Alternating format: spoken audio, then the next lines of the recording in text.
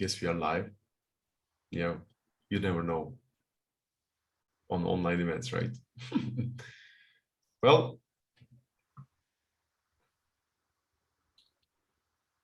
yeah, the participants are coming up. Hello, everyone. Welcome today. Thank you for joining today's Super Sessions hosted by Supersonic with partnership of Mobidictum. Today, we prepared some great sessions for you. We are here for 1.5 hours. There will be 3 sessions. I will quickly go over them while everyone is coming up. 61 participants, a lot of people are coming up right now. So we'll start with Nir's presentation. He's publishing manager team leader at Supersonic. Nir, say hi. Hey, everyone. He's going to speak about how to successfully test marketability with Supersonic. Great presentation. Make sure you take some notes, right? Don't forget anything. Then there will be a panel. I will be the moderator. We have Nadav, Senior Vice President at Supersonic, Yuri Ron, Market Analyst at Supersonic, and then Alan Lemberg, Gaming Vertical Lead, Global Business Solutions at TikTok, your favorite social media platform. You can raise your hands and then we can see you. After that, Mark, Senior Publishing and Manager, Supersonic, will do 101 with our superstar from Turkey, Nebih Bassaran from Garawell Games. Then we'll do some small Q&A and wrap it up. All right. Still few people are coming up. I guess we can start around a few minutes. Yeah. The number is going up really fast. Let's not miss anyone. Plus, this session is being recorded, so we will upload to one of the channels, Supersonics or Mobidictums, at some time. But still, don't miss anything and take some notes, right? All right. Nir, I guess I can leave the stage to you and you can talk about yourself a little bit and then I think get the ball rolling. I'll close my camera. Have a nice event, guys. See you soon. Thanks so much. We'll wait 1 more minute and then we'll start.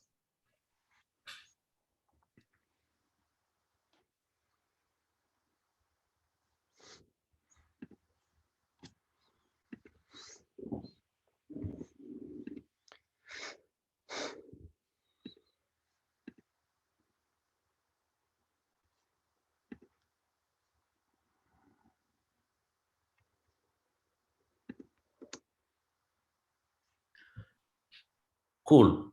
I think we can start. So first of all, I will share my screen.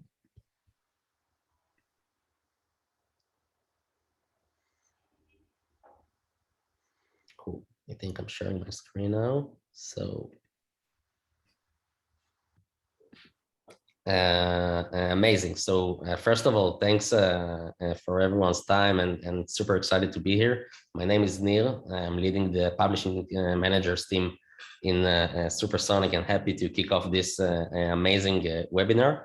So let's start. What we're going to talk today basically is deep dive into marketability testing and the way we're testing the prototypes on Supersonic.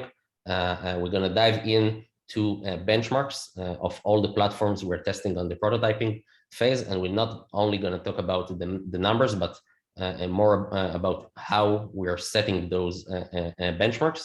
And lastly, we're going to talk about and show some examples, both from prototypes and also for games that were successfully published, to see basically the correlation between the marketability testing we're doing on the initial phases to basically how the games perform once scaling up on all of the media sources, once scaling a game on the global launch.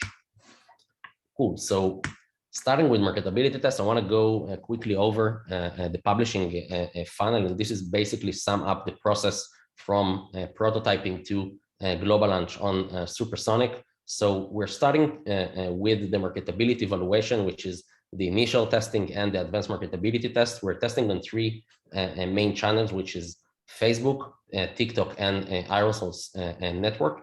Basically, the goal of this phase is basically to evaluate the marketability potential of the game, which is the must thing for having a probability to make profit with hyper-casual games. So this is why we'll firstly focus on the marketability evaluation.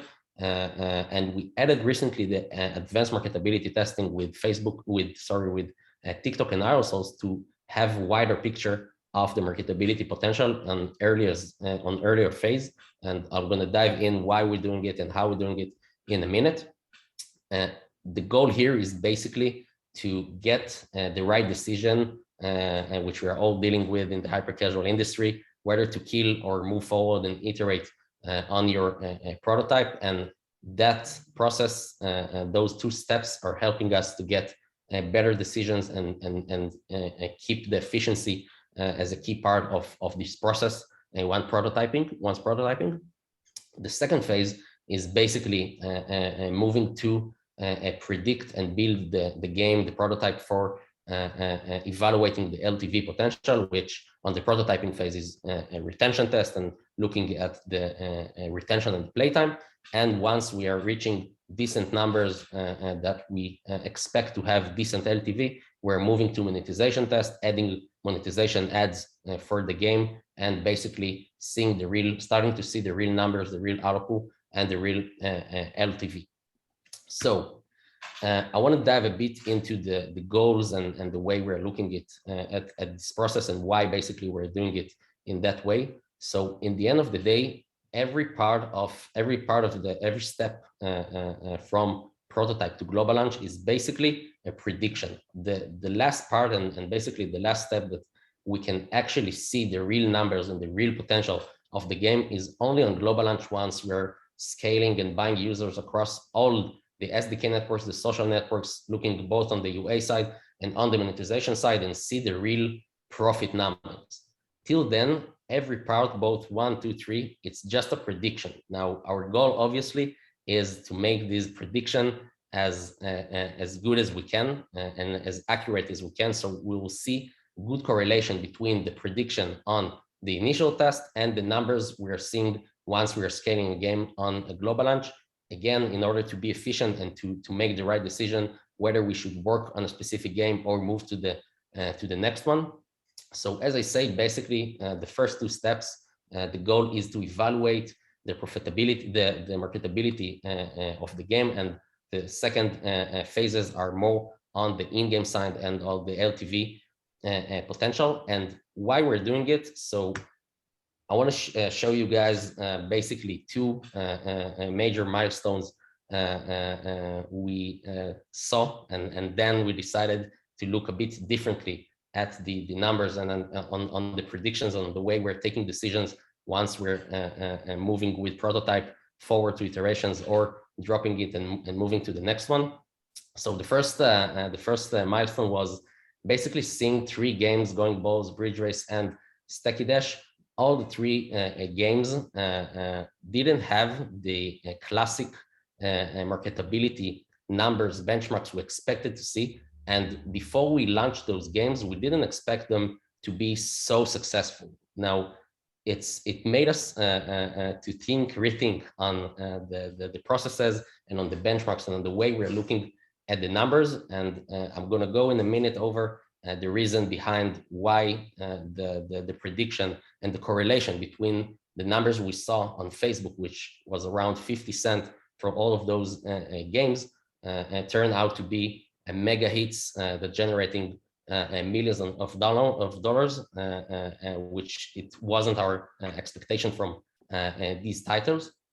The second thing is basically what you can see on the left side is a graph that from our testing dashboard. Basically, it's the average CPIs for the last 12 months, including both prototypes with $2 CPI and prototypes with 20 cent CPI. So basically what we can see here and what we realized around May is that we don't have any hard and one benchmark. The benchmark is flexible And we see that if we're looking at February 2021, the average CPI across all the games we tested was 47 cents, and today it's almost doubled. So if we will expect to see the same numbers that we expected to see 1 year ago, we probably won't have any interesting prototypes.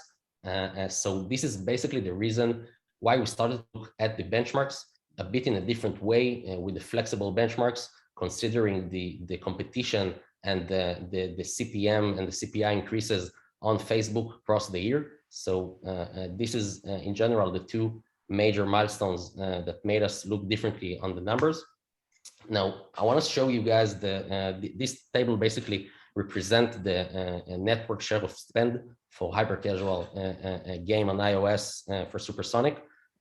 So basically, the reason why Facebook can't be 100%, can predict on 100% the probability of a game to succeed is because it's a very small channel on scale, right? It have amazing algorithm, and with low budget, we can get good prediction, but it won't be 100%, and we might miss good concept. Or on the other hand, we might work on a concept that worked pretty good on Facebook, but once we'll open more networks, it won't work so well, and it also happens. And basically, this is also one of the reasons why we wanted to test the games on the prototyping phase, both on.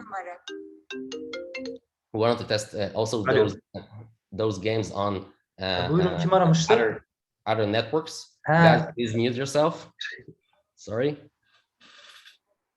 Cool. So Tamam. as you can see, guys, please mute. Toplantıdayım şimdi de çıkmasam iyi olur aslında. Cool, thanks. So as you can see, SDK networks represent 60% of the UA channels for hyper-casual games, and obviously this is a thing we want to see on earlier phase to be able to predict the potential much sooner. Great. Moving to benchmarks. So this is the same table. Now on the red line, you can basically see the average CPIs across all of our prototypes on Android, Facebook of the last 12 months. And on the blue line, basically, it's a rough estimation of the numbers, the benchmark that represent strong marketability potential on Facebook. So again, as I said earlier, if 1 year ago we expected to see 16% as a very strong marketability potential of a prototype on Android, Facebook, basically today it doubled. So if we'll keep look for 16-cent prototypes and move forward only with them, we will probably have very few prototypes, and we will probably miss a lot of good prototypes that can make very good profits. So to sum up basically the numbers, as I say, it's flexible, and we are watching the trend week after week. So if I can say that today the numbers we're expecting to see 25 cents, it represents very strong marketability potential on Facebook. 35 cents represent average high marketability potential, and 50 cents it's kind of the highest bar for marketability potential. But also here, it's important to keep in mind that in the end of the day, the combination between the marketability, the CPI, and the LTV is what matter. And I'm going to show in a minute several examples of games that succeeded, although they have more than 50 cents on the prototyping phase.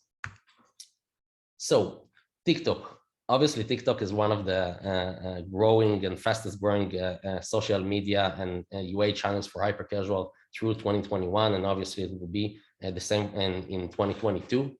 So this is the reason why we also choose TikTok as another channel we want to see and test our prototypes on. So basically, as you can see in terms of the graph, it's the same one. The red line is the average CPI of all of our games, and the blue line is basically represent a rough estimation of strong marketability potential. So as you can see, TikTok behaves pretty similar to Facebook. The seasonality is something that affecting very on social media, and we can see that also here the flexible benchmark and watching over the numbers month after month is super important to not miss any good concept on one hand, and on the other hand, not going forward with games that they have lower marketability potential. So in general, this is these are the benchmarks. 10 cents on TikTok these days represent a very strong marketability potential. 20 cents represent average high marketability potential, and 30 cents represent the highest bar we're expecting to see from a game on TikTok. Moving to Iron Source. So Iron Source network, it's working a bit differently, not with CPI, but with IPM. So first of all, the reason why we choose Iron Source and why we want to test marketability on SDK networks is from the slide I showed earlier. SDK channels are 60% of the share of voice for HyperCasual game, and obviously we want to see on earlier phase the potential across those kind of networks. Iron Source network across 2021 was the biggest channel for HyperCasual on iOS, and therefore can have very good correlation for what we should expect to see once we're scaling the game, meaning that the correlation and the prediction would be better and more accurate. And last thing is that if we said that on social networks, Facebook and TikTok, they are really affected by seasonality and competition, and we need to watch carefully about the trend. So here on Iron Source network, we are measuring only conversion. We're looking at IPM, and basically it's not affecting by competition, and the numbers are more stable. So this is also one of the biggest advantages testing on Iron Source network. In terms of the benchmarks, so 35% represent very good and strong marketability potential across SDK networks. 25 IPM represent average high marketability potential, and 20 IPM and lower represent weaker marketability potential on SDK networks. Cool. So I want to show you several examples, starting with the first prototype. It's a prototype we tested a few months ago. So as you can see, we started testing the game on Facebook, which showed very strong potential 25 cents in the days where we basically expected to see 30 cents as a strong marketability indication. So looking only at Facebook, this game should be very marketable, and we only need to get decent retention and playtime and publish this game and make a great profit. But once we moved to test this game on TikTok and Iron Source, we saw that it's almost non-marketable. So in this case, basically, it saves us a lot of time that we probably would work on if we tested it only on Facebook, we probably would iterate on the game and build the game and move forward. And either the CPI would probably increase week by week until we will find out that the game is not marketable, or would move to scale and then realize that the CPIs are very high and we don't have the ability to maintain the game profitable and scale. So in this situation, in this case, basically, it saved us a lot of time and made us take the right decision to drop the game and move to the next one.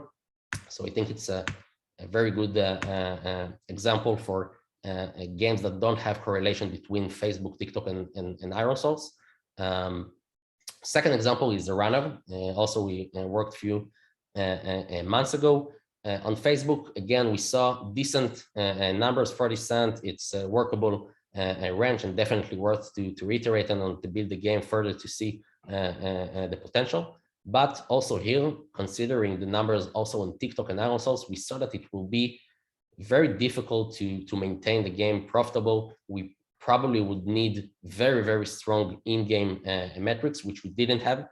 So this is the reason why we also decided to drop this game and move to the next one and not spend more resources and time on this prototype. The third example is basically a first-person action prototype we worked on pretty recently. So basically, as you can see, the numbers across all of the platform were kind of weak. First-person action games usually perform better on SDK networks, which this is something we wanted to see. Once we tested on Facebook and TikTok, we said, okay, it's pretty weak, but if we'll have strong in-game metrics, we might have the ability to publish this game. Seeing the numbers on Iron Source Network, which is almost non-marketable, we took the decision to drop the game because it will be very, very hard and we will need very, very high LTV, almost impossible LTV to make the game profitable. So this is an example for first-person action prototype. Moving to publish the game. So we have Pro Builder, which is very also a trendy subgenre, of course, which is idle arcade crafting game. So looking here at the numbers, we actually see the same numbers, non-marketable, weak marketability on all platforms, both Facebook, TikTok, and Iron Source. So how could it be that we did proceed with the game, and the game is very successful on global launch and scale?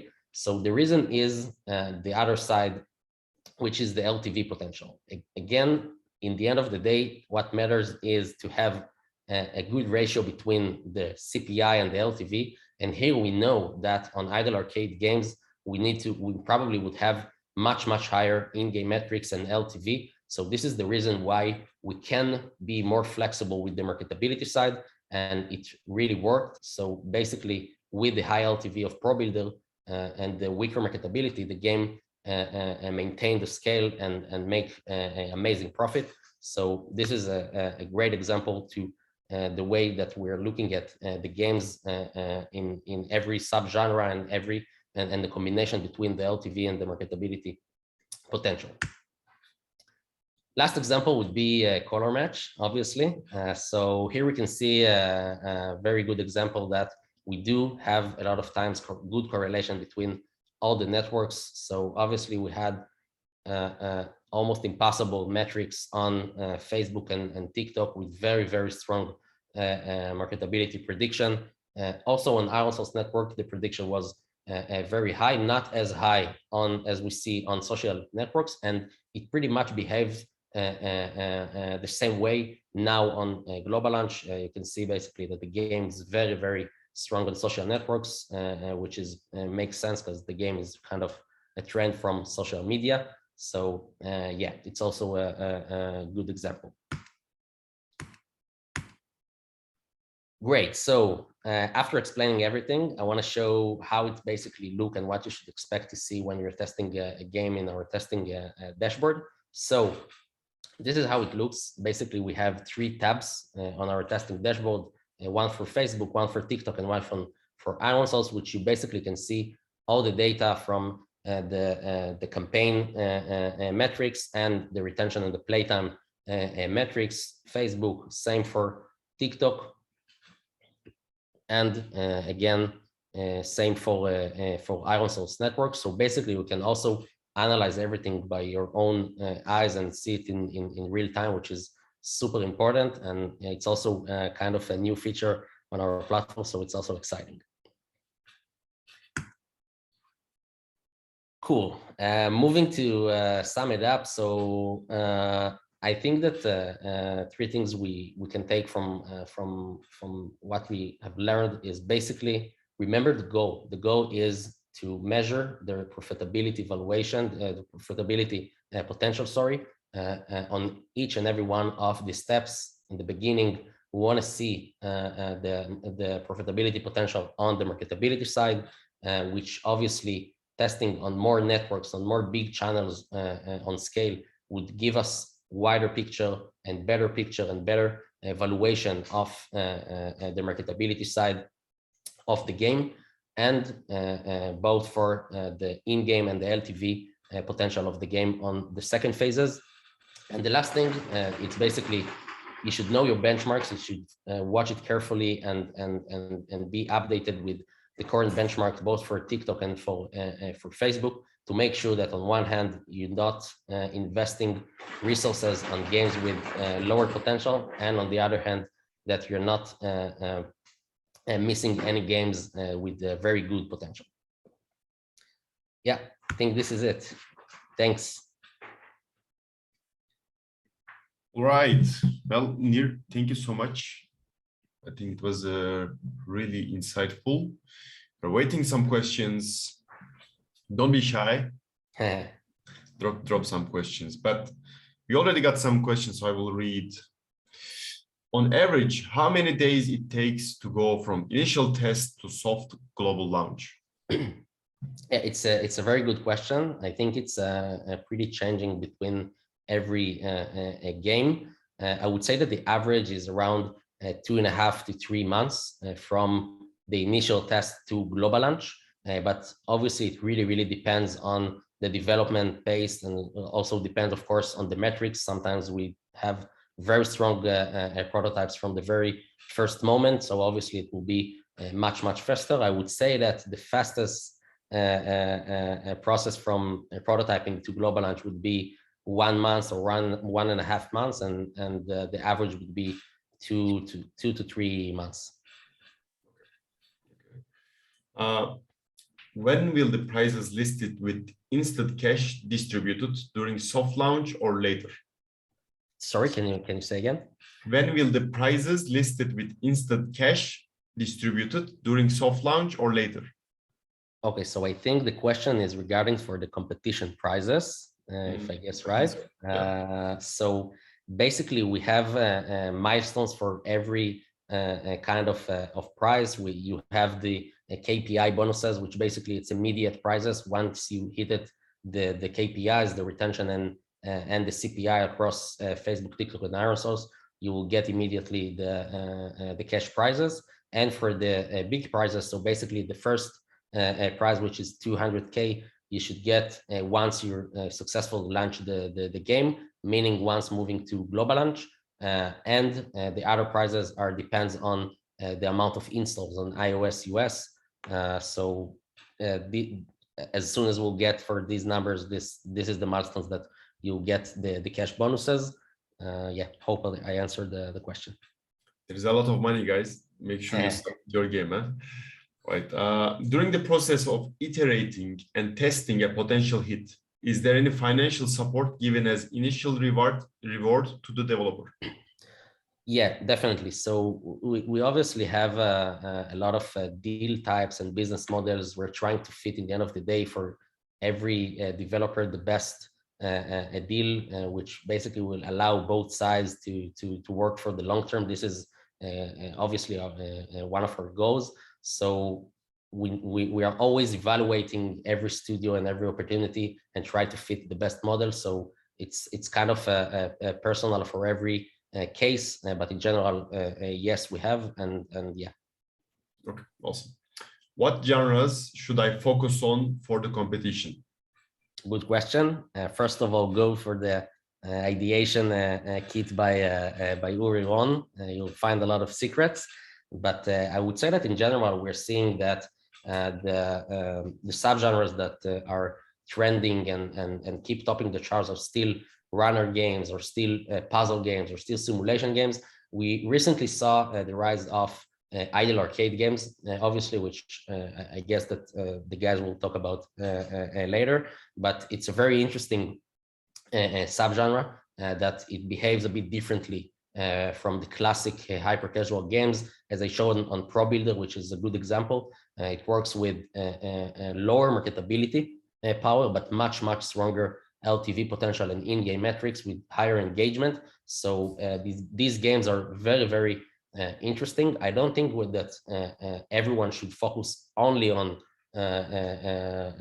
idle arcade games, but looking at the wider picture, we see still in the top charts that all of the other subgenres are still dominating. And I think that the secret sauce, as always, is finding the right trend, if it's the team, if it's the mechanic, and combine everything perfectly. Of course, it's super hard to do, but yeah, this is it.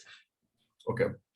Since even games with 50-cent CPI can perform, how much can you trust the CPI to actually kill or not games? Kill or not?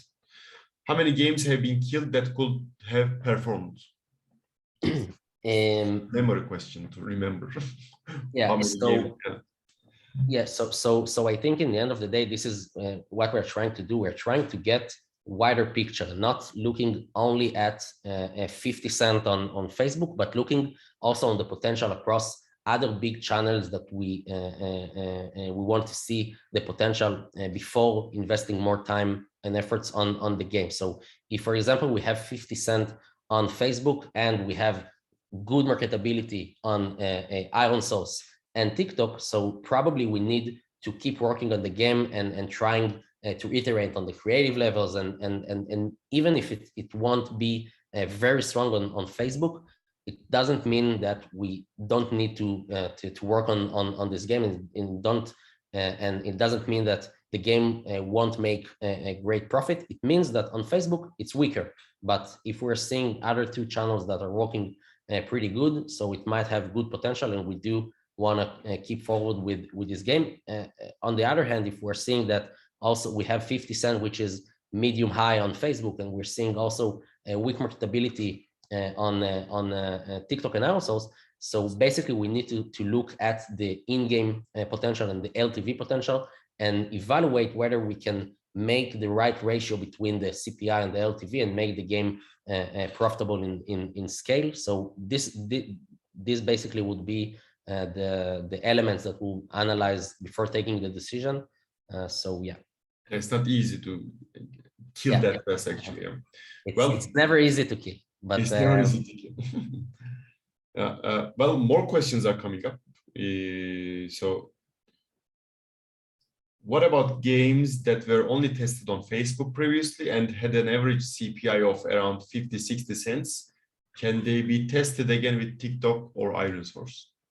For sure, I think that if a game have a good potential and we didn't measure it across all these three channels, so we absolutely need to look at the metrics. Also on Facebook, we have more details and more data that we can see the potential, if it's the audience, if it's the placements spread on Facebook and Instagram and fan. So I guess we can have better picture even with the current status, but obviously if we do see some potential on any game that we already tested, we'll be happy to move forward and test it also on TikTok and Iron Source. Okay. So I am running out of time for this session. Please, for the questions which are not answered, please send a message to Supersonic team. Make sure that they are answered. Nir, thank you so much. Thanks so much. It was a pleasure. Yeah, then we can prepare the stage for our panel. And yeah, Nadav, Yuri, and Alan, please welcome to stage. Take care, Nir. All right, everyone. Hello once again. Yeah. So we are going to speak about how to leverage TikTok to improve ideation and user acquisition, right? Interesting topic for me as well, since slowly discovering TikTok. We have a TikTok channel as well for Mobidictum, but trying to crack the right content right now. So, Alan, my first question is to you. Why is TikTok so important for the hyper-casual industry right now? So first and foremost, thank you for having me. So happy to be here with the superstars from Supersonic. So obviously, as you can probably tell from the last year or so, TikTok is not a platform which you can ignore. It's booming, and the recent news is that we surpassed 1 billion monthly active users, and if you include the China offering that we have, it's almost double than that. So we offer a vast and wide scale, and it's also pretty diverse in terms of the demographics. The second thing that I can think of is about the content that we offer on our platform. The user-generated content is usually based on trends that are super relevant for hyper-casual games, as Nir just mentioned in his session. So it's definitely a great discovery platform. And again, the massive audience that we offer is just very relevant for hyper-casual. Thank you. Happy to have you as well.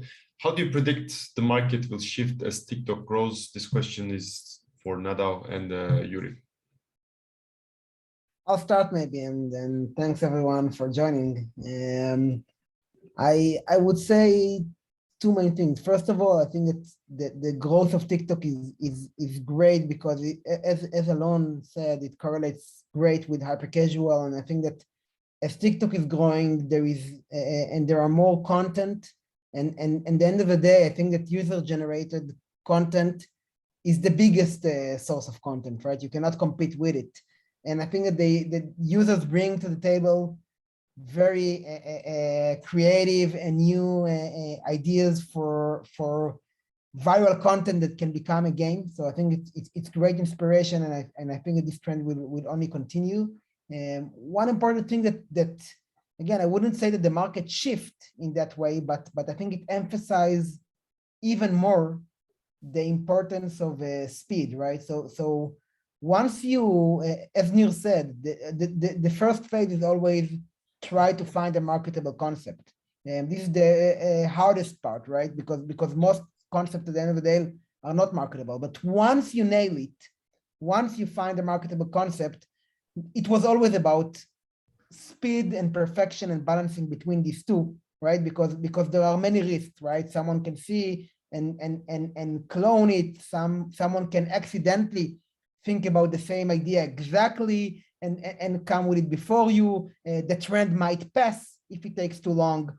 But I think that now that many games are coming from TikTok, the risk for someone to come with the exact or similar concept is even higher, right? Because if there is a viral trend on TikTok and you detected it and now you are building a game and you see that it's marketable, it's very, very, very likely that a few others saw it as well and doing it as well.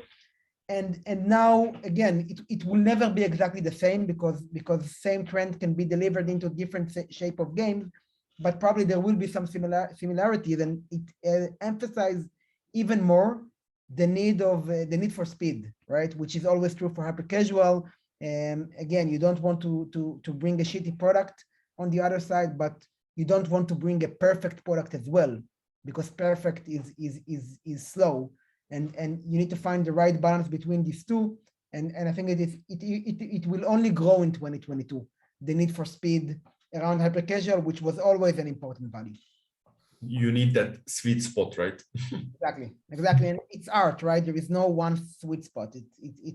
You need to feel it. You need to try. You need to decide where you take decision based on intuition, where you take decision based on A/B tests and data. You cannot do everything based on data and A/B tests because it's too slow. You cannot do everything based on intuition because then it's very hard to nail the KPIs. So it's always balancing between these two, and it's something that you learn over time.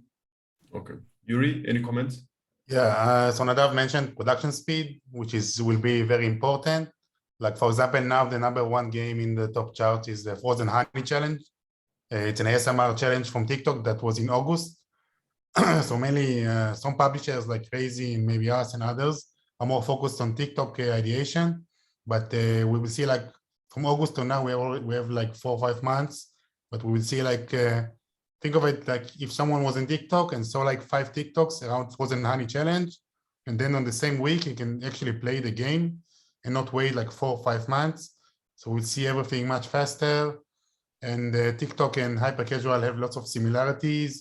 They're both very fast. The users want to get as much content as possible in just a few minutes. So they have both similarities, younger audience. So we'll see faster production time. And every month we will see like 1 or 2 games coming from TikTok that will reach top charts. Okay, Alan, you unmuted. Any comments on that? No, agreeing with my friend. Okay. All right. The next question is, what are your tips on finding trends on TikTok? Maybe it's inside information. So I'll take away with one tip mainly. As TikTok users, we are very regular to launching the app and going directly to the For You feed. We're very acquainted with that part of the app. What most users are less acquainted with is the discovery page. And this is really the place to explore the trends and the creators that are currently active on the platform and what is currently booming on TikTok. So that's very relevant for when you want to find a TikTok trend for your next hyper-casual game. So Nadav?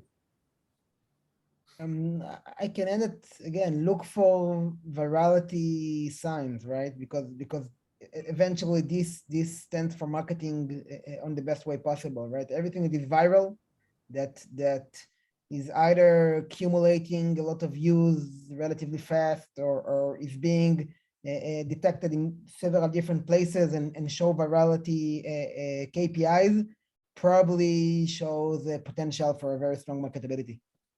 Okay. Well, my next question is I have to add some things on that as well. Yeah, looks for the viral videos. You can also use hashtags. For example, look for ASMR or DIY or viral, and like search for objects. Usually, if you see an object, then you can turn it into a game. Look for some kind of ASMR or a score or progression. And for every interesting TikTok, you can just save it to favorites. And like once a week, when you have your ideation internal meeting, and you can see those are the TikToks that I view this week, and maybe one of them can turn into a game. So I always have in mind, okay, can I turn this TikTok into a playable game, and just follow that. Okay. But my next question was also to you, starting with you. How do you know if a TikTok video could become a marketable hyper-casual game? Ideas to how you find the best trends, like before getting the millions of views. Yeah, so I will start with that. So it should have like enough views, like search for 10 million views or even more. And of course, we like a channel, for example, color match. There is a channel of someone painting different objects. So most of his TikToks don't have much views, but it's enough that one TikTok went super viral and had like 50 million views. So it's enough that the concept is okay. So usually you could find TikTokers that are doing the same thing every day, and most of their TikToks don't have many views, but just enough that one is viral to start making it a game. And remember that if a challenge is on TikTok and so many people viewed it, and then they want to engage with it even more, think of 1 billion views, for example, for a TikTok challenge like Frozen Honey, and then people want to engage with it and make it a game and play with it. So just think of the crowd seeing same concept, same videos, same TikToks around specific topic or challenge, and they want to engage with it later. Okay. I do want to add here, I think it's a nuance, but an important one. I think that the question is that you cannot know if a concept on TikTok is marketable. There is no way to know. And I think this was the essence of Nir's presentation before that, because eventually, in order to know if the game is really, really marketable, you need to global launch it with budget of hundreds of thousands of US dollars. And only then you really know if the game is marketable or not.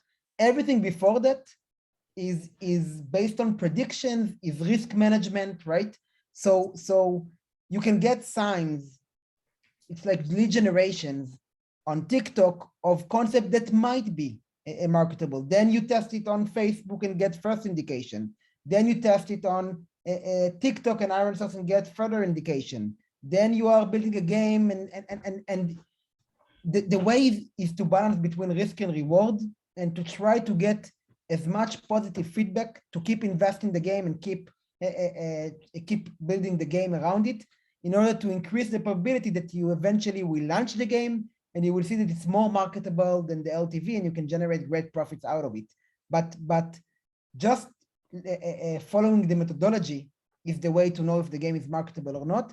The TikTok is the lead gen for the concept. And here as well, another important thing to say is it is not only the concept on TikTok, it also depends on the execution of the prototype that you are building. So you might find the right concept on TikTok, but then when you convert it into a game, you can try different things, and you need to follow the creative guidance and to make sure that you pick the right moments.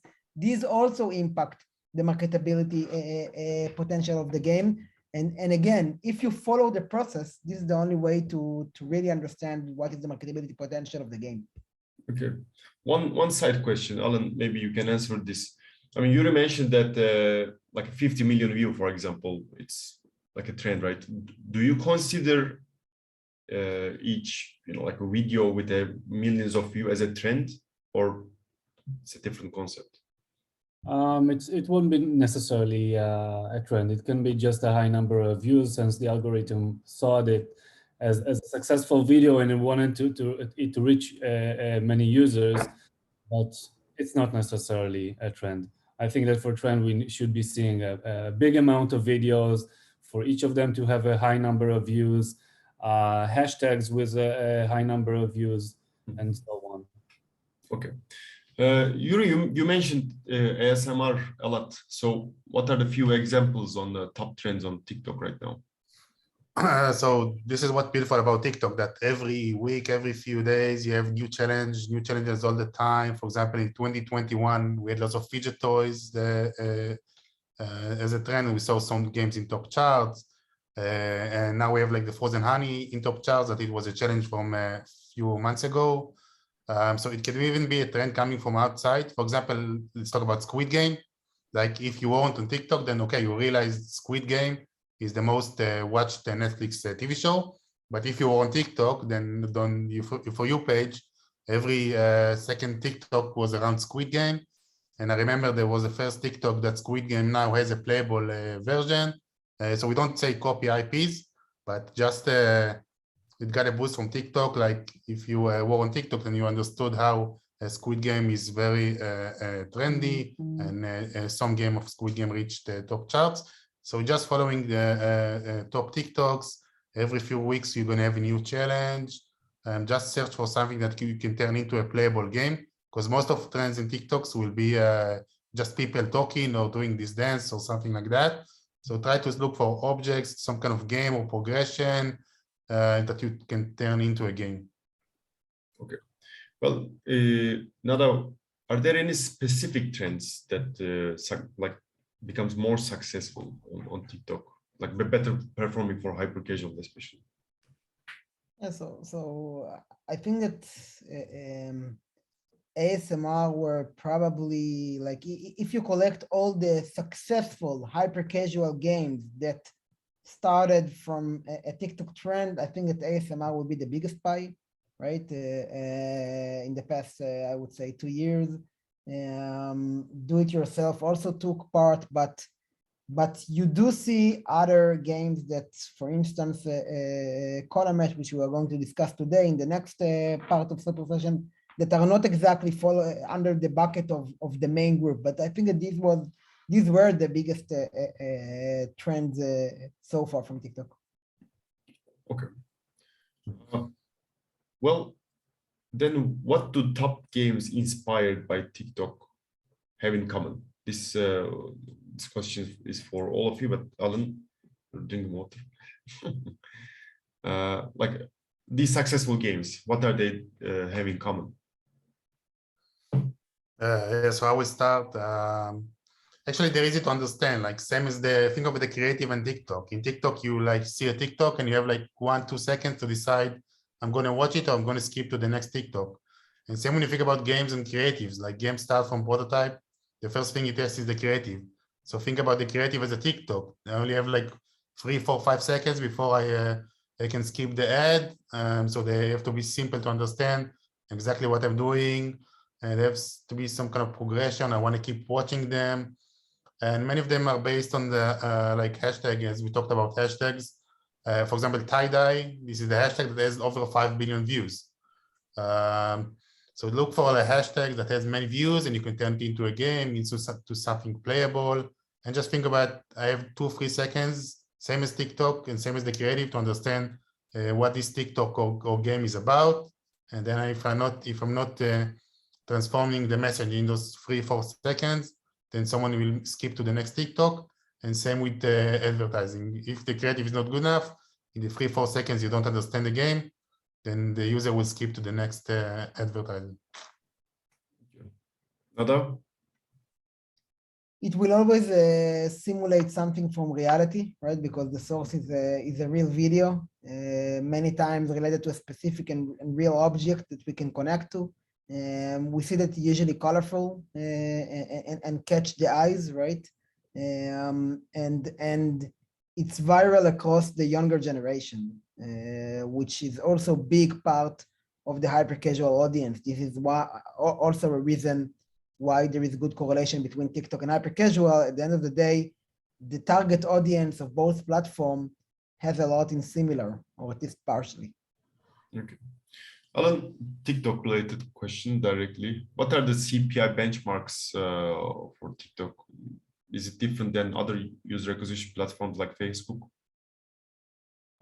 So I wouldn't say different. It's roughly the same, but it can be lower when you're considering how fit of a game is to the platform. Obviously, if this is a trend that's coming out of, if the game is based on a trend coming out of TikTok, most likely it will drive lower CPIs due to the affinity and the users that eventually are engaging with the game. So I wouldn't say much different. Again, could be very it could be much lower with the right game. But obviously there are other variables in this equation that will eventually will result will impact on how the CPI is. Well, Yuri mentioned the understandability, but for the creative best practices are different than other platforms on TikTok? So they are. It doesn't mean that you cannot win on TikTok with your normal creative, let's call it that way.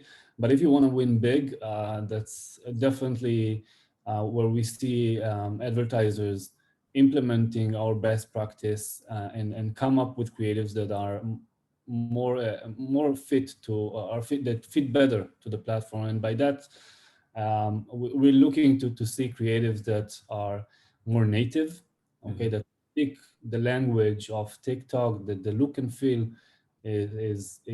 should be similar to how the user-generated content looks like. Since when the user is scrolling in the For You feed, and that's the placement in which we serve our ads, these ads should blend in with the user-generated content and feel as part of the experience for the user watching this content.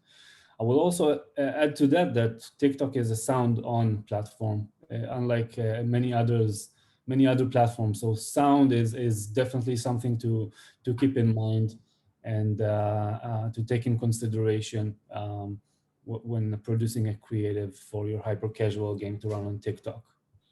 Okay, that's really important tip actually, because I know, I mean, usually studios are using radio assets, but the ones who invest in sounds might make a difference maybe, yeah? Sound and a few other elements, definitely. Okay. And the three best practices running a user acquisition campaign on TikTok.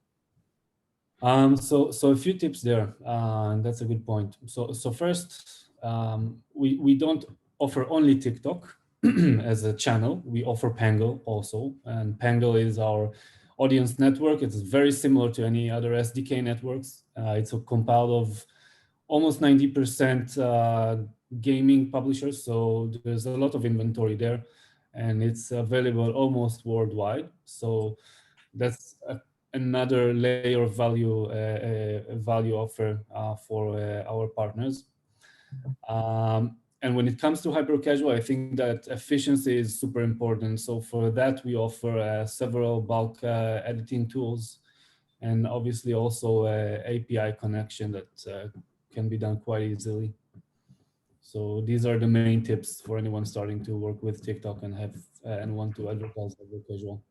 Right. Thank you. Well, anyone wants to add anything on top before I move to Q&A? Yeah, I can have less tips, like use hashtags, save to favorites. You can even search and see, like, show me only the TikToks that were trending on the past month. and like sort them by the most liked videos. And like make sure we talk about TikTok a lot, at least for the ideation part. I mean, think of like for every 10 prototypes you make, like think of 1 or 2, take them to the TikTok direction. We don't say do just TikTok prototype, but for every 10 prototypes, just make sure that 1 or 2 are based on something viral that you saw on TikTok.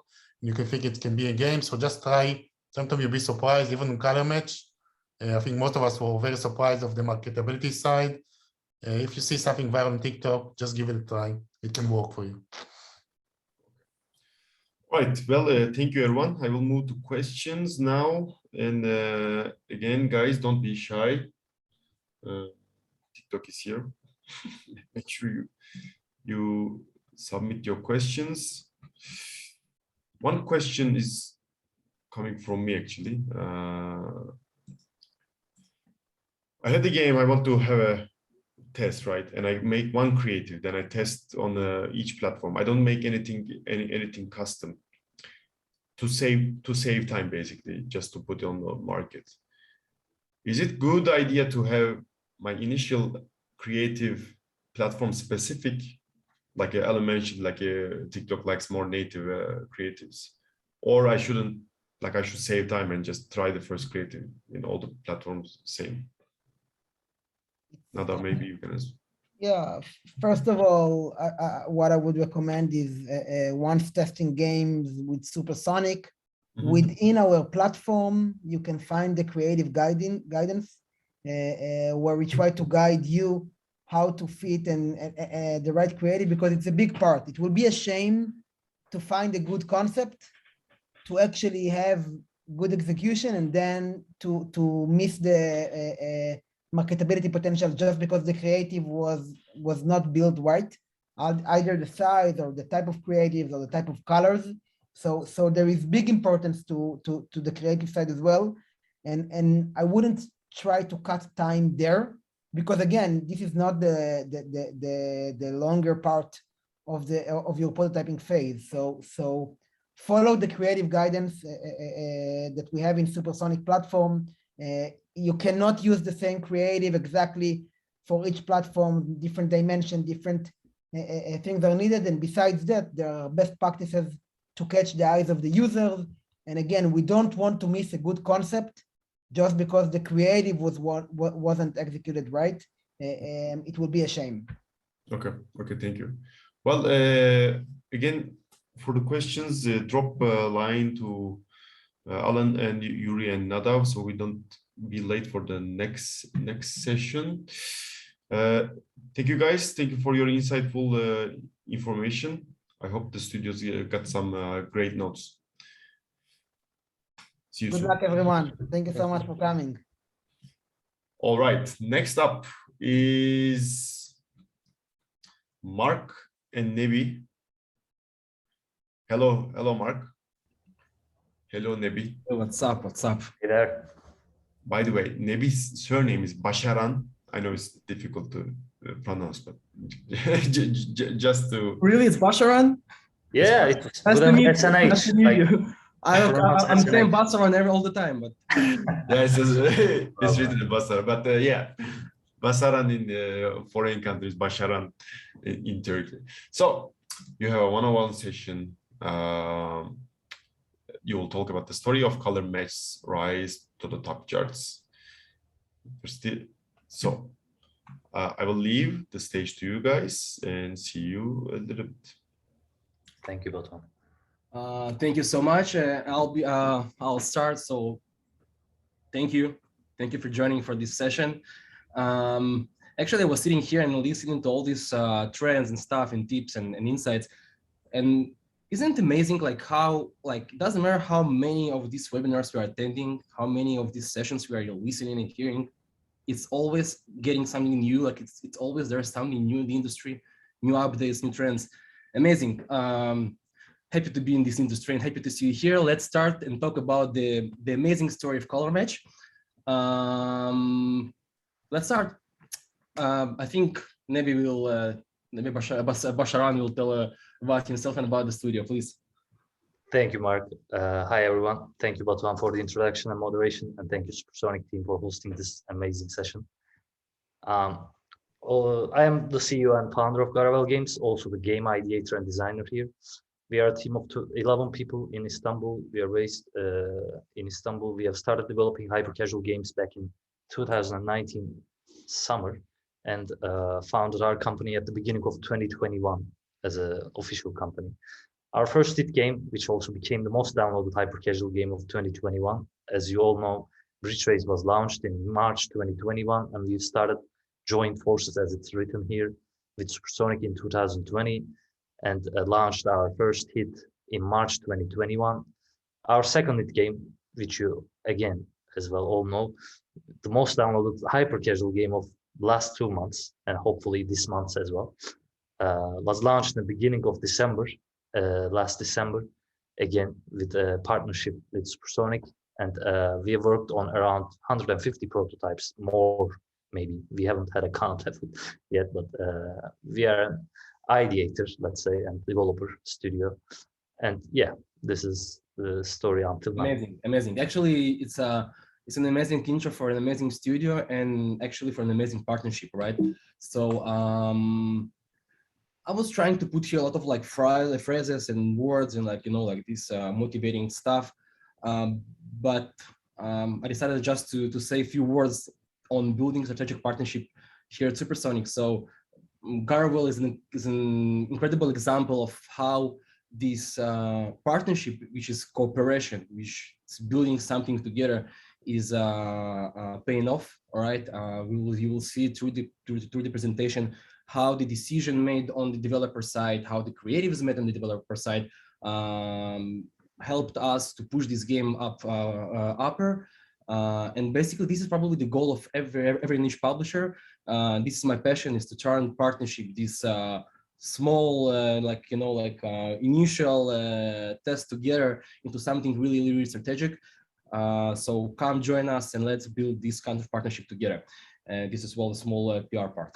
Nebih, ideation. So as long as you know, the studio actually did a lot of games, a lot of concepts. We basically testing all the time new ideas. And I think the ideation part is, as the whole, as part of all this session, super session, it will be interesting to hear how Nebih came to it. And actually, never mind, we'll talk about later. Please. Okay, man. So at the beginning of the pandemic, I'll tell you that our studio, since we have made 2 hits, by now we understand that we love to sing in the ideas. Actually, I mean, it's not taking just a week and another week of development, and in a month we are global launching the game. It's like we had this idea from the beginning of 2020, and still are improving on that.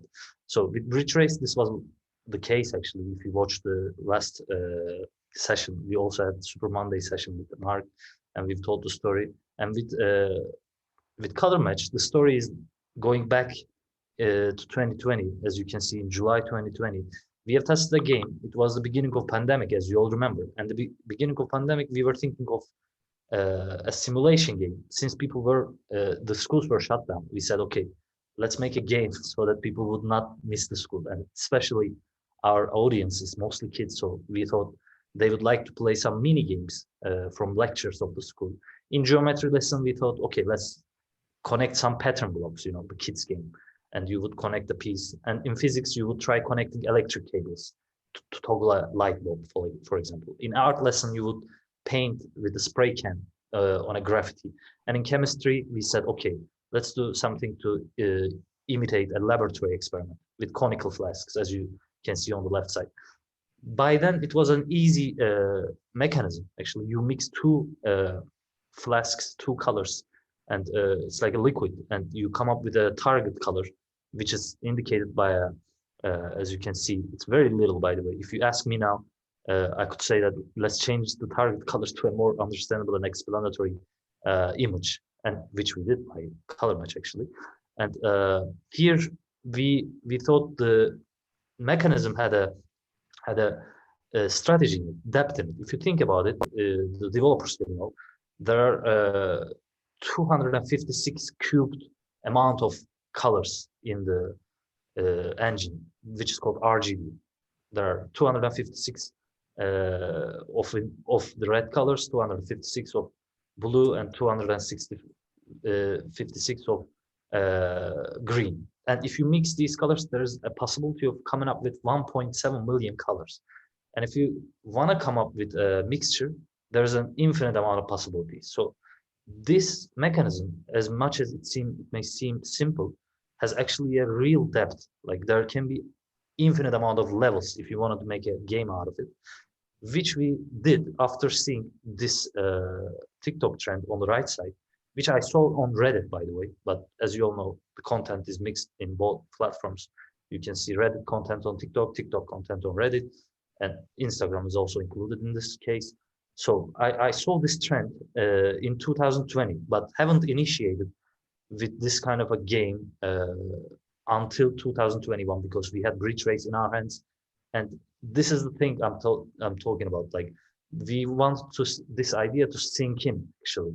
And by 2021, after breach rates' success, we spent 3 months in the update phase and development phase. And then when we said, okay, let's go with new ideas, this was one of the first ideas we came up with. Right after breach rates, we initiated. And as you all know, until December, we have made a lot of tests, which Mark will explain, and I will also. And in December, hopefully, unfortunately, we have released our game with Supersonic, and that's a huge success now. We are proud. Amazing, amazing. Actually, it's a really interesting interest to see how previous experience, right? The experience with colors and with this kind of game, plus trend, plus some trend that shows color mixing coming together, experience, trend, and how you should ideate or reuse your assets, reuse your ideas from past. Actually, it's the same story which that happened with Bridge Race, right? So there was a game that has been tested, and then we ideated it, and Bridge Race came up. So great explanation, thank you, Nebih. And let's move on to the interesting phase, to the interesting step, which is testing. So Nebih came with this idea, tested it, and we got. This is actually the exact best creative that we had. Amazing retention, right? Totally, and it's funny. Actually, it's funny story, but similar to Bridge Race. If you remember, Bridge Race has really broken in-game metrics as well. Anyway, I want to emphasize here some particular part, which is our focus in the first test, and we are testing the marketability of the game. So many developers are coming to us and asking like, how many levels shall I include, and what should be the content, right? So I always say that I prefer to give up 1 or 2 levels for 2-3 extra creatives, right? So basically, my goal at the first stage is to understand the marketability of the game.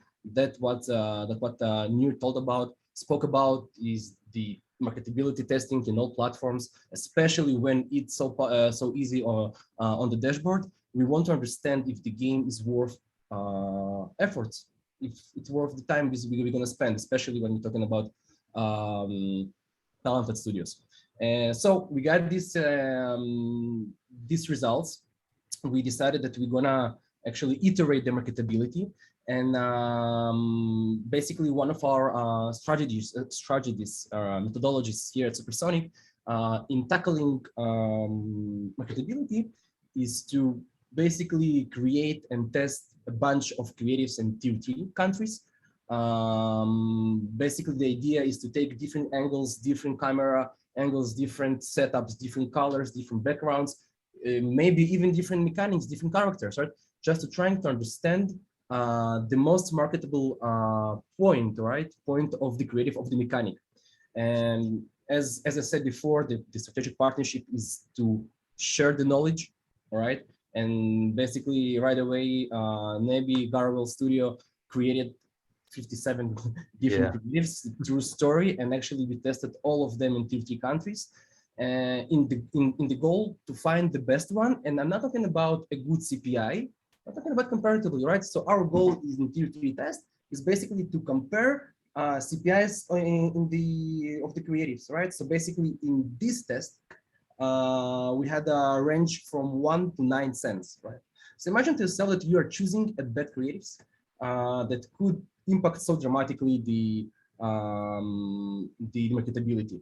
Although, all right, I want to say again, good mechanics, all right, when it's shown simply like it here, it's not in the best way. Most probably, it will indicate marketability, right? So don't think that if you got $1 CPI, probably you must and go to tackle this game. Again, as we said before, we want to analyze and to take in calculation all the data and all the metrics, and we are here we are here for you for that specifically, the publishing team, to give you the right decision, to help you to make the right decision. And basically, Mark, I would like to add one thing. Sure. Sorry, especially, yeah, you guys made it the creatives.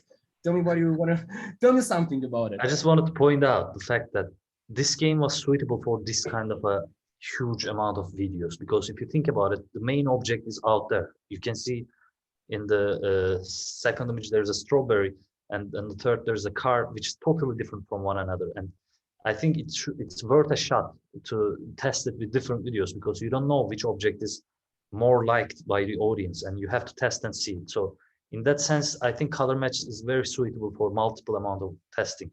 So I just want to point this out. Yeah, and actually, in this presentation, I will explain as well the power, right, of this variety. So the variety of the items, the variety of colors, which is such a powerful tool for scaling and for pushing the game up. Amazing. So we tested in tier 3, all right? We got new winners eventually, all right? And a small quiz. I tried to do a poll here, but it's complicated. So everyone by heart, let's think for himself, like which one is the best. And you're right, totally right. Congrats. So the third creative actually put here. This is actually the CPI in the US, right? So I cut the funnel. So for example, this creative got 1.4 cents, all right, cost in tier 3 countries. But basically, my goal is to find the best creative in the US. All right, this is the target geo. And once we tested the new winners in the US, we got a new winner. Average CPI of 23. Here's the winner, right? Right. Here's the winner. No mistakes. And having that, all right, we actually going by the funnel which Nir presented. All right, we are going to test marketability of the game. We have confidence in Facebook, and we're testing it on TikTok and on ironSource. And actually, you can see an insane numbers. Nir spoke about it in his part, and actually there's nothing to add. It's a great CPI, 10 CPI, 10 cents CPI. I think it was a great CPI even back then in 2019, like in other life. And we've even seen 8 cents, Mark, if you remember. Yes, there was one day with 8 cents. It's kind of complicated to calculate because iOS CPI is, you need to look at like an all the time. Yeah, over time. But yeah, it's a great success. We had this CPI, by the way. We had this CPI for 2 months in a row. Like 2 months, we had the CPI of 10 cents. And if not mistaken, maybe we didn't test the new creatives, or we did. We did have new creatives, yes, as well, but mostly it's similar creatives that are still exactly because because our point is actually to get confidence in the marketability and to move to the phase of deciding killing or iterating. We kill the game.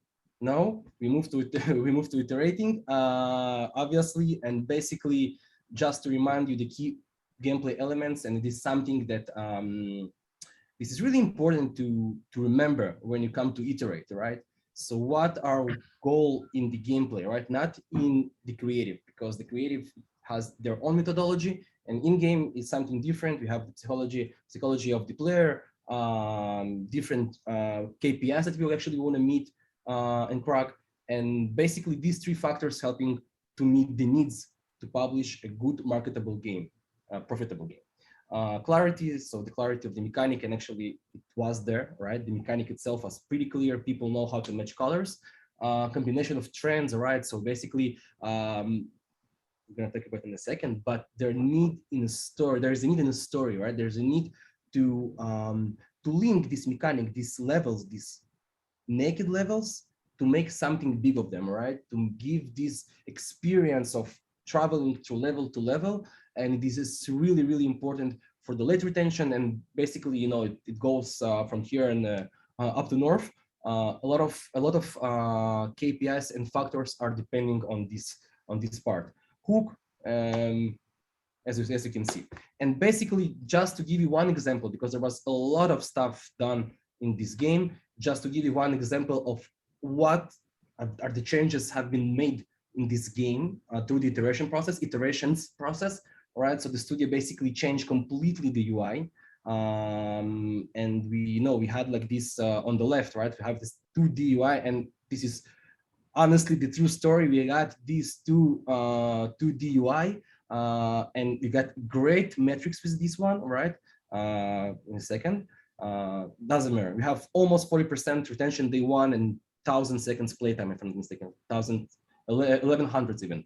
Right. So basically we were thinking, and I just reminded you, we're thinking of the story of how we're gonna hook, how we're gonna keep the player not just passing and matching the colors from item to item, but how the player will be hooked, how will be stick to the game through the time, which will help us to bring him to the late retention, to keep playing this game on the 14th day and 20th and 30th day, which is super, super, super important for profitability of the game. And maybe would you like to tell about the challenges that actually you met here, like sure. stuff that actually like you mentioned, actually, initial phase, I mean, the simple look of the game was there. I mean, we had good results in the beginning, from the beginning, and even with the creatives, we had nice CPI. And I have to point out that the color mixing is so nice in this game. If you play it, you feel it like you are painting real paintings. I mean, it's like real on your phone screen. So it was the first challenge that we overcame. And this one here, as you mentioned, the late retention with this game wasn't so nice in the beginning. And we even had 200 or more objects to play with in this game. Many categories, many different objects. And even then we said, okay, this was a challenge for us. If you remember, Bridge Race is an IO game, and with characters, animations, this is a totally different game. And we said, okay, as Garawell games, we should do something different and achieve success there as well. With an ASMR, I think it's like 180 degrees different type in hyper-casual standards. So we said we should do our best, and with a more casual look, as you can see on the right side, people would be hooked to decorate their mansion, just like the casual games are doing. So we had the items in hand, and we have these kind of 200 or more objects in the game already with the 2D UI. So we said to ourselves, okay, what can we use these items for? If you categorize them, they are categorized like rooms. There's a garden item, there's a kitchen item, there's a garage item. Like we have the cars, we have the fruits, we have the food. So we said, okay, let's divide them into rooms and let people decorate. And even then we said, let's add more challenge to the game, because only color matching would not be enough. So we added the 3D spray painting to it. You would be able to paint your object with the color you matched, not with the real color, but any color that you matched. So thinking about it, there are infinite amount of colors, so you could be able to decorate your own object with your own color, and then even be able to sell it in an auction. And if you don't like to sell it in an auction, you could serve it in your room and visibly like decorate it in your rooms in a 3D environment. So as you said, this was a challenge for an ASMR aspect, but we also overcame with the late retention by implementing the 3D look, 3D environment on the right side. Amazing, amazing. Actually, the possibilities of buttons, of RB placements, right? All of these should be in consideration when you develop in a game, because first of all, our goal is to develop a profitable game, right? Cool. So we got the iteration phase, and we got these results. We can clearly see that that through the marketability and the iterations, we saw much more stronger product on iOS, right? Which definitely has reflected on the achievements of the game, right? In iOS, and we were totally right, okay with that. So having that, we basically moving to monetization phase, adding ads, which run few weeks as well, because we have A/B tested a lot of stuff, RB placements, interstitial timers, etc. Basically, the game was so awesome, it was so good, people could stuck in matching the colors infinitely. All right, so basically you were just adding, because like if you even have two colors, let's say black and red, and if you add like everyone, like each color by its own, like by one after other, the color always will be changing. All right, so we found out that people like getting stuck there, so we have to find a solution to make people finish the level, complete the level. All right, just go and check, and to make sure that they progress. A lot of stuff happened there. I believe our growth team and creative team, which actually till now do great stuff, great job in keeping this game in the top charts. Thanks, Probably Alex and Lolita.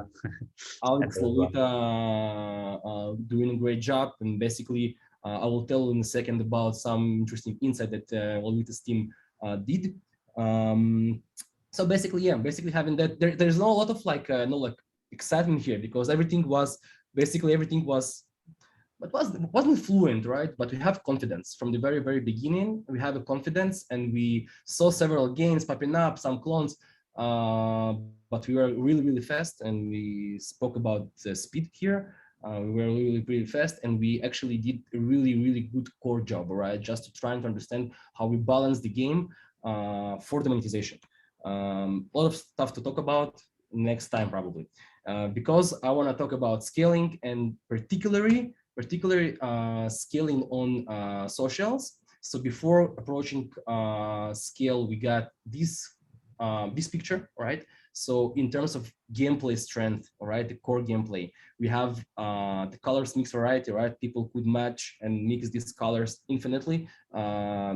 Good winner for to hook the person, right? To give him this good satisfaction feeling. The content variety, right? So once the person like decided that he is progressing in the game, he has a lot of items to progress with, right? So the game, you can stay in one level doing a lot of colors, or actually you can keep playing and you'll still have this awesome experience. And basically, you know, one of our main goals is to onboard, to teach the player how to play our game, runner, idle arcade, whatever. Here it's ultra simple. You know, colors are super intuitive and broad. The same part on marketability, we understood actually that we will be able to find new creatives to keep them alive. And as Nebih said, the Dasha's team, the creative team that of ours, are doing a great job finding always the new winner item. So Nir had this tomato, right? Creative is tomato, which was winner for some time.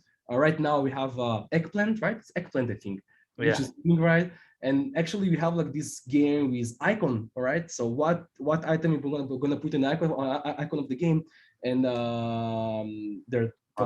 apple was for a long time, and now it's eggplant. Amazing. I believe it's gonna be changing all the time. And actually this is giving us a confidence in scaling the game, that we know that we will be able probably to produce new, fresh creatives, marketable creatives. Potential content, ultra simple to understand. The main goal of each creative is to be understandable quickly. And here we got this X factor challenges. So as I said before, making people finish the level. We got people stuck in the levels and like coloring one level like for hundreds of seconds, right? We don't like that. Like we love our game, but we want them to finish the level to see our interstitial, right? So basically it's a challenge of ours. Can you tell maybe can you share like what are the stuff that you've been done to overcome these challenges? All this, yeah.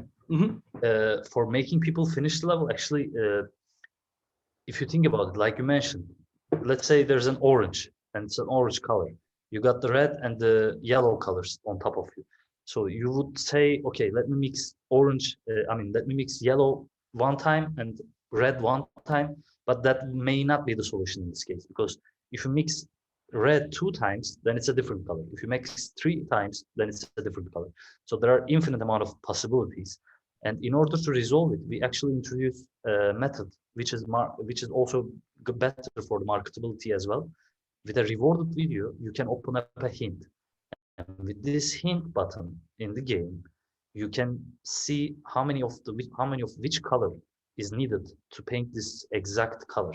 So if you press the hint button, you'll launch an RV and you'll get your reward. And at the end, you will get to see that there are 2 reds and 1 yellow to make an orange with the exact orange color. Amazing. So this was one of them. And for in order to improve our marketability on Android, I believe recently we have actually cracked it with a new creative. And right now we are reaching top charts on Android as well. And we hope there are going to be more downloads in the future. Alex has recently shared this with us, and we are proud and looking forward to get more downloads there as well. Amazing. Actually, yeah, it's a good insight. And actually, one of these characteristics of Garawell, that this studio is diving really deep into A/B testing and trying to find the perfect, the perfect configuration for every niche solution. A lot of A/B tests, a lot of work, basically, Still ongoing, which make us smarter eventually. Amazing. Stronger on iOS. It was a challenge. It's a challenge that actually it's an advantage, but it's a good thing, because we actually it's correct now. It's correct. Yeah, so actually we have like this update, and you guys, it's a kind of like a scoop, right? Scoop. How I call it, like buzz, whatever. Like you guys take it and put it in social media. Color Match gonna blow on Android anyway. So. We know that iOS users are much more valuable. It's known fact that the eCPMs and the money we're able to gain from this source is better, it's higher, and we weren't like consider it as a pure challenge. All right.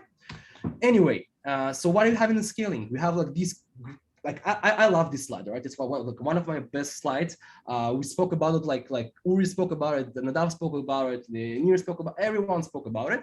But here's an example, right? So we can see clearly here, this guy, right? He's kind of like the biggest guys in social media doing this kind of color matching stuff. If you can see here, like in Instagram, it's here, it's his hands. All right, Chris Breyer. This guy, Fritz, do a great job doing almost the same, but with oil colors. It's a bit different, but actually it's the same feeling. It's the same mechanic. And I want to show you here how you see a trend without seeing the exact name of color matching, right? So I went to of course, to TikTok, to Instagram, to look for color mixing, color matching. And you know what? There's not a lot of likes or views there, all right?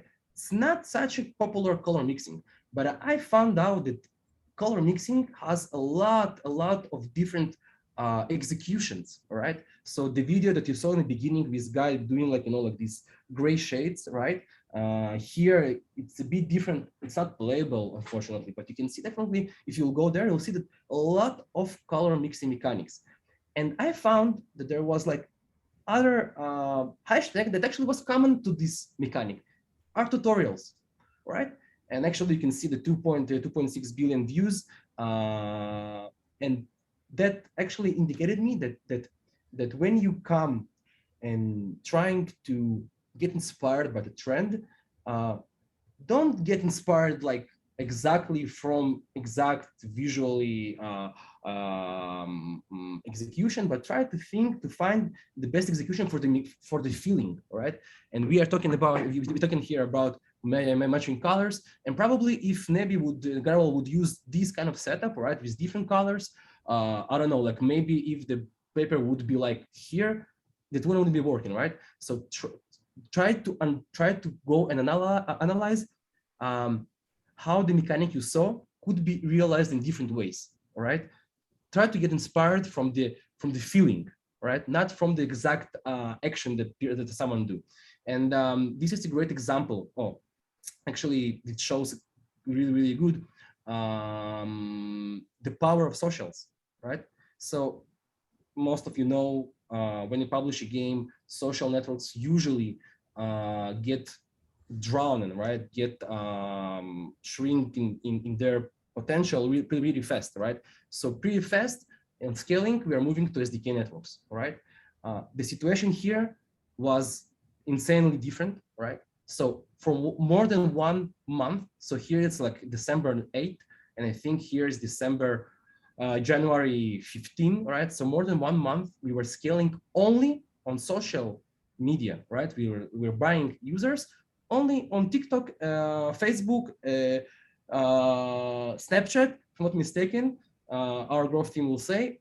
But the amazing thing, the most amazing thing, that actually here on January 2nd, we reached first place in top charts, overall app in the US. Means not the top game, the top app, right? Only with socials. So this is the power of the social media, how a trend, something beautiful, something unique could be translated into success without the conventional methodologies, right? Using the SDK networks, which actually working pretty well. And again, hope next next time we're gonna do this session, maybe in different different time, we're gonna talk about Android as well, which actually do it pretty well, right? Because You I also think I play. wanted to show you. So the highlight of this session, basically, it's how this guy basically. This is weird. I even got the paper in Can you here. hear that? It's some yellow. Right? And obviously, I need this bluish turquoise to make that go green. Maybe a little bit of this pink. Oof. All right. It's not too bad. Let's check it. 93. All right, we'll continue. Needs a little more yellow, I think. 93%, right? Even this guy need the RV. So clearly, so 60,000 case of use. The guy who actually he kind of actually run this hashtag, run this mechanic is playing our game, and this is super nice. Thank you, Chris, if you watch this session. For sure, he's here. This is weird. Even got the paper in here. Sorry. Oh. I'd like to add 2 more things to what you said. Like Yeah, you mentioned. please, sorry, I just running from that. No problem.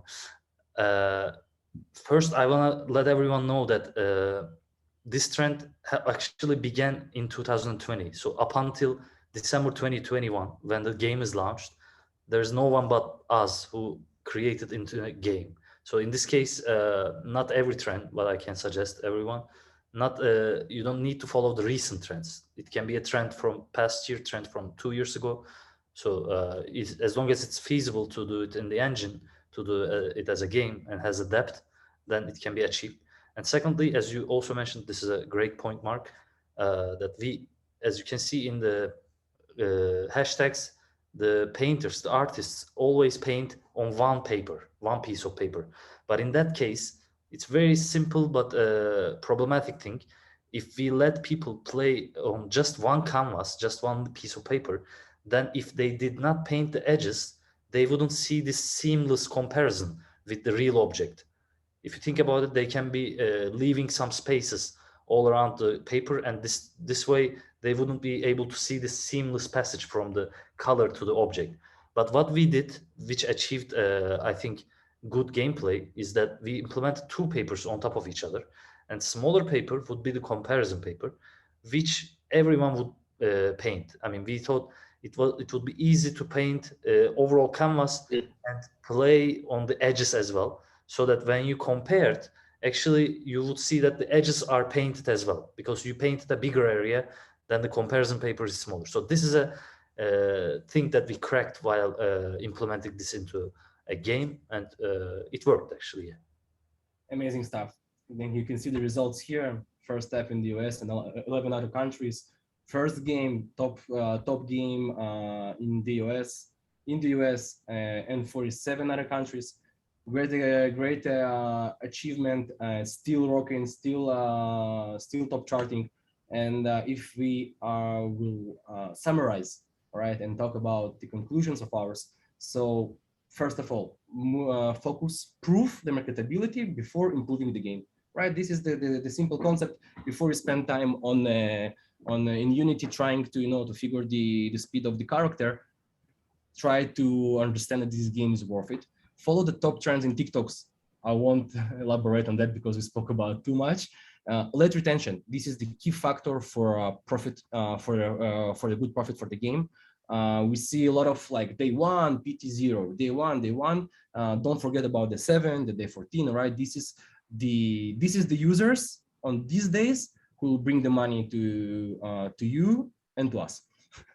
Game design. Find the best way to engage your players to the next level. UI, it's super important. Don't put UI as a secondary or like even not important factor of your game. This actually what will be the face of your game. This is actually will be the place where your users gonna be spent between levels, right? Make it good, make it nice, make it potentially profitable, right? Make an RV. This was me. I think I late a bit, all right, but it was interesting, and I know like you guys liked it. So thank you so much. I will stop sharing. Just thank you. Amazing. Thank you, Nebih. Thank you, everyone. Thank you, Mark. Hello again. Well, that was amazing. Nebih, you should leave the spot to other guys time to time. Stop booking the top chart all the time. We'll make room for other guys. Let's say. Okay, awesome. Well, this is the last session, guys. So let's put some questions for Nebih and Mark. We got 2. Mark, first question is to you. How do you decide that with the current prototype, you should make a large amount of creatives and test on tier 3 countries?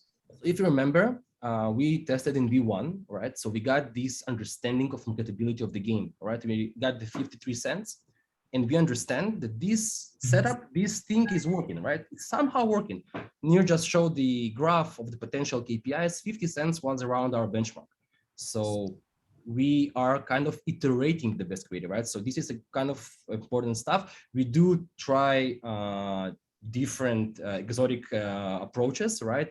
Some, like some psychedelic colors, right? Different angles, but we know that something already working somehow.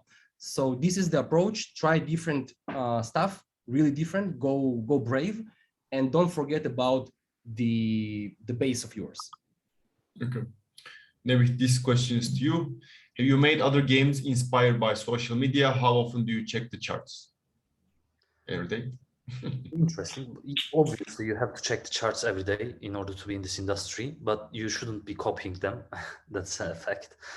But knowing that there are millions of games, I mean, that's just an exaggeration, but there are thousands of games out there, you are more able to know what the next trend is going to be, because you know what has been done before, and any idea that comes to your mind, even it be in a bus stop, it can come to your mind in a bus stop. But if you know that the thousands of games have not yet done this, you would know that this can be the next trend. So in a way, we are watching the trends because we want to create a new trend, and in that manner, we of course tested ASMR games in the past as well.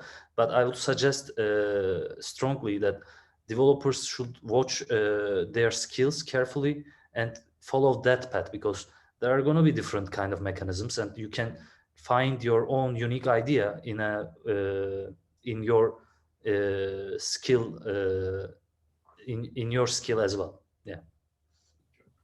Mark, do you give new HyperCasual game developers a chance to release their first games, even if their games aren't great?